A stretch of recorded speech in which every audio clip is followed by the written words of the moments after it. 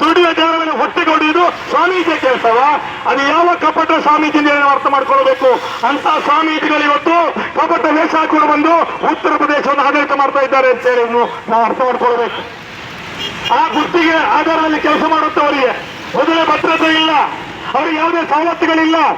ತುದಿ ಸಂಬಳ ಕೊಡಿ, ಕನಿಷ್ಠ ವೇತನ ಕೊಡಿ ಅಂತ ಕೇಳಿದ್ರೆ ಅದಕ್ಕೆ ತಯಾರಿಲ್ಲದ ಸರ್ಕಾರ. ಇವತ್ತು ಅವ್ರು ಕೇಳ್ತಾ ಇದ್ದಾರೆ ನಮ್ಮ ಉದ್ಯೋಗವನ್ನು ಕಾಯಂಗೊಳಿಸಿ, ಕಾಂಟ್ರಾಕ್ಟ್ ಪದ್ಧತಿಯನ್ನು ನಿಲ್ಲಿಸಿ, ಎಲ್ಲಾ ಕೆಲಸಗಾರನ್ನು ಕಾಯಂಗೊಳಿಸಿ ಎಂದು ಕೇಳ್ತಾ ಇದ್ದಾರೆ.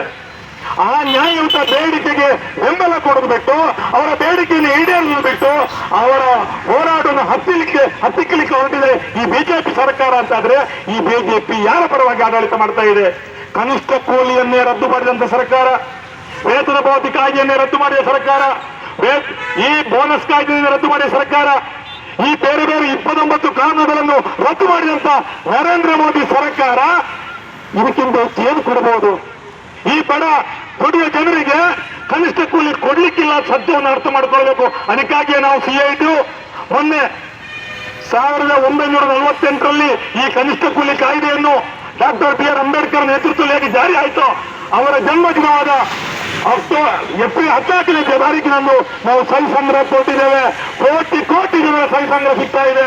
ಎಲ್ಲರೂ ಸಂತೋಷದಿಂದ ಹೌದು ಸರ್ಕಾರ ಮಾಡಿ ಸರಿಯಲ್ಲ, ಈ 29 ಕಾನೂನುಗಳನ್ನು ರದ್ದುಪಡಿಸುವುದು ತಪ್ಪು ಅಂತ ಹೇಳುವ ರೀತಿಯಲ್ಲಿ ಮಾತ್ರ ಅಲ್ಲ, ಈ ಮಾಲಕರ ಪರವಾಗಿ, ಅಂಬಾನಿ ಅದಾನಿಯವರ ಪರವಾಗಿ, ಅವರ ಸೇವಕರ ರೀತಿಯಲ್ಲಿ ಇವತ್ತು ನರೇಂದ್ರ ಮೋದಿ ಸರ್ಕಾರ ಆಡಳಿತ ಮಾಡ್ತಿದೆ ಅಂತ ಹೇಳಿದ್ರೆ ಭಾರತ ದೇಶದ ಪ್ರಜೆಗಳಿಗೆ ನಾಚಿಕೆ ವಿಚಾರ.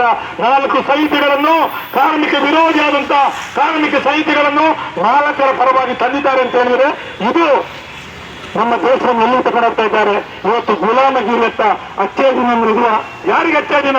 ಅಂಬಾನಿ ಅದಾನಿ ಇಂಥ ಕಾರ್ಪೊರೇಟ್ ಕಂಪನಿಗಳಿಗೆ ಇವತ್ತು ಅಚ್ಚೇ ದಿನ ತರಲಿಕ್ಕೆ ಹೊರಟಂತ ನರೇಂದ್ರ ಮೋದಿ ಸರ್ಕಾರ ಅಥವಾ ಯುಪಿಯ ಆದಿತ್ಯನಾಥ ಸನ್ಯಾಸಿಯ ಸರ್ಕಾರ ನಮಗೆ ನಾಚಿಕಾಗಬೇಕು.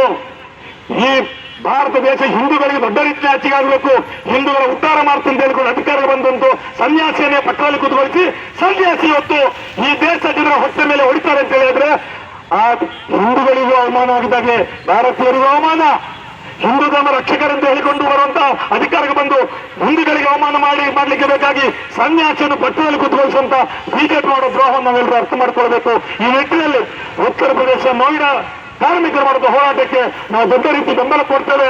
ನಾವು ಕೂಡ ಸುಮ್ಮನೆ ಕೂರುವವರಲ್ಲ. ಕನಿಷ್ಠ ಕೂಲಿ ಜಾರಿ ಆಗಬೇಕು, ಹಿಂದೆ ಹೋದಂತ ಕಾನೂನುಗಳೆಲ್ಲ ಮರುಸ್ಥಾಪನೆ ಆಗಬೇಕು. 8 ಗಂಟೆ ಕೆಲಸ ಇದು ನಮ್ಮ ಹಕ್ಕು. ಅದಕ್ಕಾಗಿ ಸಾವಿರಾರು ಜನ ಜೀವ ಕೊಟ್ಟಿದ್ದಾರೆ. ಮೇ ದಿನಾಚರಣೆ ಮಹತ್ವದಲ್ಲಿರುವುದು ಕಾರ್ಮಿಕ ದಿನಾಚರಣೆ ಅಂದ್ರೆ 8 ಗಂಟೆ ಕೆಲಸ, ಅದನ್ನೇ ತೆಗೆದು ಬಿಸಾಡಿದ್ದೀರಿ ಅಂತಾದ್ರೆ ನರೇಂದ್ರ ಮೋದಿಯವರೇ ನಿಮಗೆ ಜನರ ಮೇಲೆ ಕಾಳಜಿ ಇದೆಯಾ? ನೀವು ಆದಿತ್ಯನಾಥರೇ ನೀವೊಂದು ಸ್ವಾಮೀಜಿ ಹೌದಾ? ನೀವೊಂದು ಸನ್ಯಾಸಿ ಹೌದಾ? ಇದನ್ನೆಲ್ಲ ನಂಬಿಕೆ ಸಾಧ್ಯನಾ? ಇಂಥ ಜನ ವಿರೋಧಿ ಕಾರ್ಮಿಕ